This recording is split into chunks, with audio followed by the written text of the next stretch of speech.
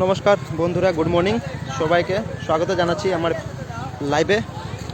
বরাকের জল যে রুদ্ররূপ নিয়েছে সেটা আপনাকে আমার লাইভের মাধ্যমে দেখানোর চেষ্টা করছি। বর্তমানে আমি আছি সোনাপাড়ি ঘাটের সামনাসামনি এবং সোনাপাড়ি ঘাটের রাস্তায় যেভাবে বরাকের জল ঢুকছে সেটা আমি আপনাকে দেখানোর চেষ্টা করছি আমার লাইভের মাধ্যমে। আপনারা পুরো লাইভটি দেখবেন। ওই দেখে নিন বরাকের জল এবং ওই যে মেইন রোড, এবং মেইন রোডে জল কিভাবে ঢুকেছে সেটা আপনারা দেখতে পাচ্ছেন। অনেক বেশি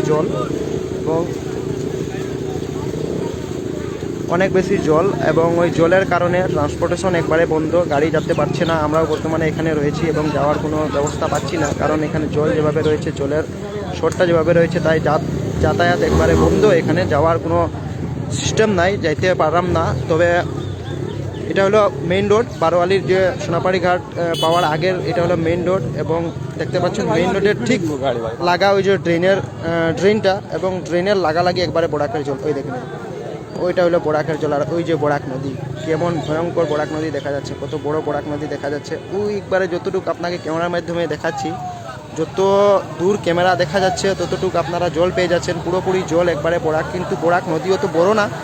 বরাক নদী যে জমি রয়েছে নদীর সামনাসামনি, ওই সব জমিকে নিজের ভিতরে একবারে নিয়েছে, কারণ বরাক নদী অত বড় না। এবং পুরোপুরি দেখে নেন, আপনার সম্পূর্ণ জমিকে একবারে নদীতে পরিবর্তন করে তুলেছে এই বরাক নদী। একবারে মানে অতি ভয়ঙ্কর রূপ নিয়েছে এই বরাক নদী। এবং আপনারা দেখতেই পাচ্ছেন, কারণ বরাক নদীর ঠিক লাগালাগি এই রাস্তা, ধনরির রাস্তা, ও রাস্তার এই যে ড্রেনের ঠিক লাগালাগি ওই যে বরাকের জল অনেক স্পিডে, অনেক দ্রুত পরিমাণে, অনেক বেশি পরিমাণে বরাকের জল রাস্তায় ঢুকছে। এবং রাস্তার সামনাসামনি সংলগ্ন যাদের ঘর রয়েছে তাদের ঘরের মধ্যে জল ঢুকছে। আপনারা দেখতে পাচ্ছেন, একটাও গাড়ি ট্রান্সপোর্টেশন সব কিছু বন্ধ, কারণ যাওয়া যাবে না, অনেক বেশি জল।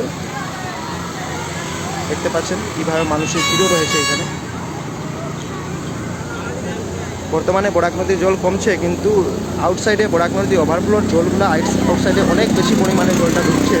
বরাক নদীর জল কমের কিন্তু 1 ঘন্টার মধ্যে 1 সেন্টিমিটার, খুবই কম পরিমাণে জল কমছে। কিন্তু জলটা কমার সঙ্গে সঙ্গে আউটসাইডে যে ওভারফ্লোর জলটা আছে সেটা অনেক বেশি পরিমাণে আউটসাইডে জল ঢুকছে। এবং অনেক মানুষের ঘরের মধ্যেও জল ঢুকে গেছে এই সাইডে, সোনাই সাইডে, এবং জল বাড়তেই চলেছে, কারণ জল কমার কোনো লাইন দেখা যাচ্ছে না বর্তমানে। যদি বরাকের জল আর গত যে ফ্লাডটি হয়েছিল ওই তখনও যখন বরাকের জল কমার স্টার্ট নিয়েছিল, যখন বরাকের জল কমতে ছিল, তখন আউটসাইডের যে ঘর বা আউটসাইডে যে রাস্তা ছিল, তখন বরাকের জল ওভারফ্লোর মাধ্যমে সম্পূর্ণ জল ওই আউটসাইডে এসে যায় এবং আউটসাইডে অনেক ক্ষতিগ্রস্ত হয়। আপনারা দেখতে পাচ্ছেন এই যে বরাক নদী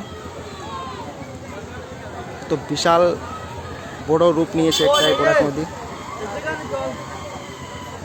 যদি আপনারা কেউ ভাবছেন এখন বর্তমানে শিলচর যাওয়ার জন্য, তাহলে একবারে ট্রান্সপোর্টেশন বন্ধ, রাস্তা বন্ধ, যেতে পারবেন না।